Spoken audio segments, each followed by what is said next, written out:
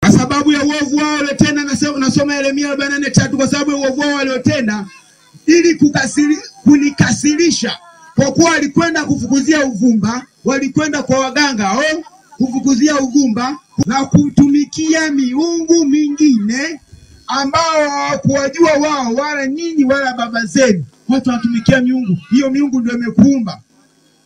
Mimi nashangaa kabisa. Unakuta mtoto amezaliwa, yule mtoto amezaliwa, Mungu mwenyewe kabla mtoto hajamzaliwa, Mungu kamwandalia bonge la hoteli ambao duniani haipo. Kachukua matikiti, kachukua matango, kachukua mapera, kachukua mahindi, kachukua mchele, akasaga, ikawa freshi, ikawa kimiminiko, akaweka kwenye ziwa la mama. Mtoto kabla hajazaliwa tayari kuna hoteli hapa inatuna tu, imefurika, ina kila kitu. Ndio maana mtoto anakuwa kimwili na kiakili yuko vizuri, yani anakula wali, anakula matunda ya Mungu kayachanganya mwenyewe, na vile vile anakinga. Sasa basi mtoto akitoka, unakwenda kuwakabisisha kwa wengine, kwa miungu mingine. Unampiga elizi, mtoto kapigwa elizi hapa. Utafikiri yule mcheza karate. Mwingine hajakaa kapigwa elizi ya kiuno. Mwingine hajakaa kapigwa elizi ya shingo. Chale, nilikuwa naongea na Joshua akasema nilipigwa chale ziliuma hizo. Machale chinchi. Imefika wakati hata watoto wameambukiza maukimwi kwa sababu maoganga wanatumia maviwembe. Watu wamesha kwenda, wameathirika kule. Sasa baada ya kuathirika wanajua wamerogwa, kumbe tayari ni wako positive, wana ukosefu wa kinga. Anaenda kwa mganga, mganga anachanja kiwembe hicho, na unapeleka mtoto, unakwenda na wewe unachanja kiwembe hicho, maambukizi ya kwa sababu tunaangamia kwa kukosa maarifa neno la Mungu. Tukatumikia miungu mingine, tumemwacha Mungu wa kweli. Ametulinda tumboni, ametuweka. Ukafika wakati wa kutoka, mtoto mwenyewe anaanza paredi. Kabla yani ile hajaanza vizuri ile mwezi wa 8, anaanza pata mguu pande. Mguu sawa, anamwambia mama uko tayari? Ni anda natoka. Mama akienda kule mtoto ameruka huyu. Sasa yeye amesharuka, ametoa, unaanza tayari ukishambandika, unampeleka kwingine mailizi, unambariki na matambiko unamfanyia. Wapi, nani takuambia? Kwani unafanya hivyo?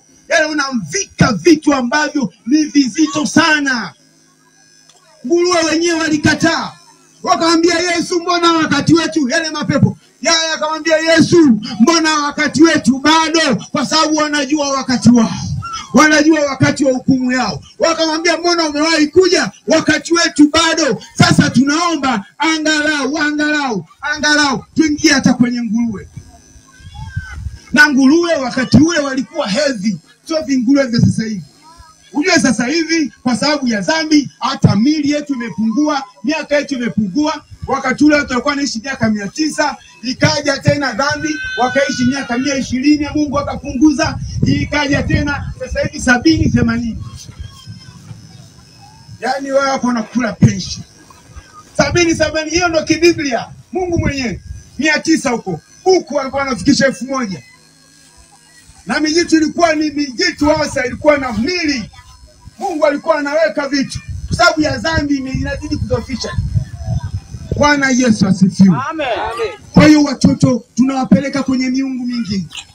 Tunawabebesha vitu ambavyo nguruwe walikataa, wakasema hapana. Nguruwe ndio wa kwanza kuongea Kisukuma. Wakasema nene ya.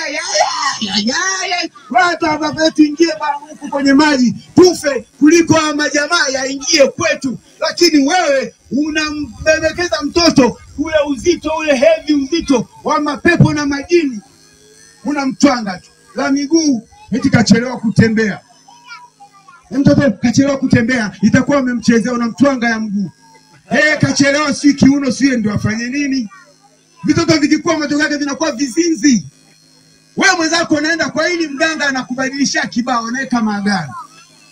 Nilisema kwamba sasa hivi unakuta watoto ndio wanatisha kwenye uhalifu kuliko hata watu wazima. Na ukikutana nao unapiga magoti. huko sehemu ndio inaitwa Panyarodi. Kenda Mwanza nenyewe majina yao. Wengi wanajiita watoto wa mbwa.